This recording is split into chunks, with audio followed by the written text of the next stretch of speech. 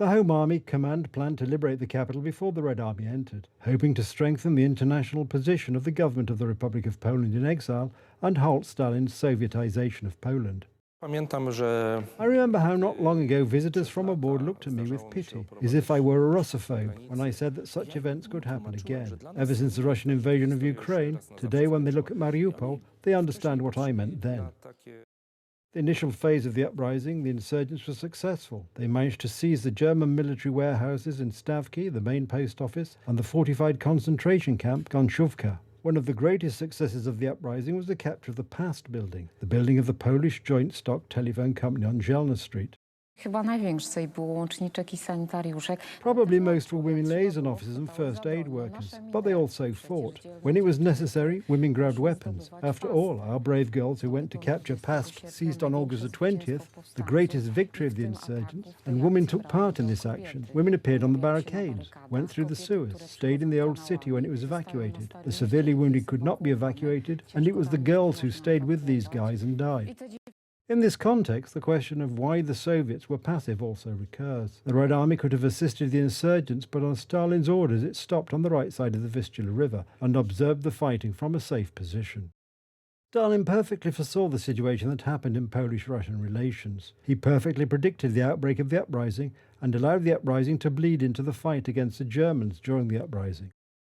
50,000 insurgents fighting, 10,000 killed, 20,000 wounded, 200,000 killed among civilians, more than 600,000 displaced. The uprising collapsed after 63 days of fierce fighting. On October 2nd, 1944, 50,000 insurgents took part, of whom 10,000 were killed and more than 20,000 were wounded. As a result of German atrocities, some 200,000 civilians died. After the capitulation of Warsaw, the Germans deported several 100,000 people from Warsaw and its vicinity to the transit camp in Pruszków, to forced labour or to concentration camps.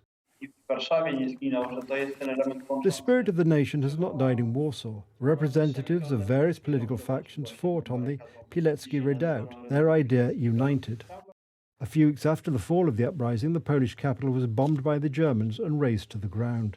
Around the corner, very close to us, are such traces which we often do not notice on a daily basis. We pass the building where the decision to launch the uprising was made. We pass places where, for example, Spielmann hid during the uprising, where he wanted to commit suicide when the building was on fire. We pass bars with bullet marks in them and facades that were shot through. These are all places that make us think that this history is actually at our fingertips. Poland is demanding that Germany pay reparations for the losses it suffered in World War II. They were estimated at 6,220 billion zloty.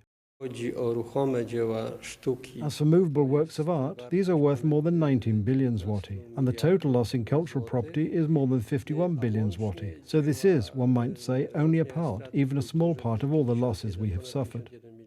The legitimacy of the decision to launch the uprising remains the subject of debate and heated polemics. In 1939, Hitler issued a decision on Warsaw with Himmler, and they repeated it after the outbreak of the Warsaw Uprising, that Warsaw should be razed to the ground. There are two choices for every issue, yes or no. So we had to. What?